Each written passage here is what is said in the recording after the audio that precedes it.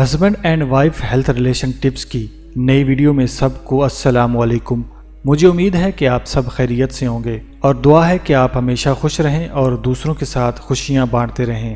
پیارے دوستوں، آج میری ویڈیو کا موضوع یہ ہے کہ وہ مرد حضرات جو بہت مردانہ کمزوری کا شکار ہیں اور اپنی طاقت کو مزید بڑھانا چاہتے ہیں، ہم بستری کے وقت عضو سخت نہ رہتا ہو جس کی وجہ سے ایسے مرد حضرات کو مباشرت سے لذت حاصل نہیں ہوتی، تو ایسے افراد کو کون سا ایسا نسخہ استعمال کرنا چاہیے جس سے ان کی طاقت میں مزید اضافہ ہو جائے۔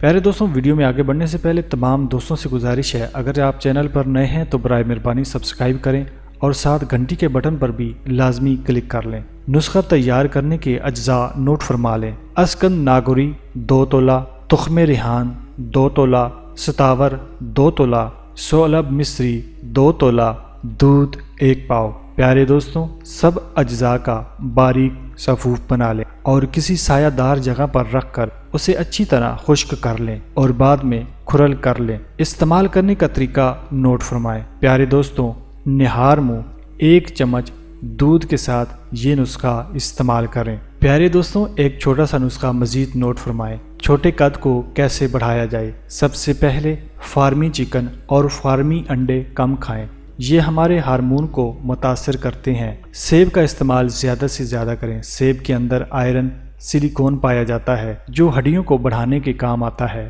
قد بڑھانے کے لیے نہار منہ 1 سیب کا جوس پی لیا کریں۔ اس کے علاوہ دوسری چیز نوٹ فرمائیں، رائل جیلی کے کیپسول قد بڑھانے میں بہترین ہے۔ یہ کسی شاپ سے خرید لیں یا کہیں سے رائل جیلی بنی ہوئی استعمال کریں۔ یہ تھی مولانا طارق جمیل سیریز کی نئی ویڈیو۔ امید ہے کہ آج کا نسخہ آپ نے نوٹ فرما لیا ہے۔ ملتے ہیں مزید نسخہ جات کے ساتھ، تب تک کے لیے اپنی صحت کا خیال رکھیے گا۔ اللہ حافظ۔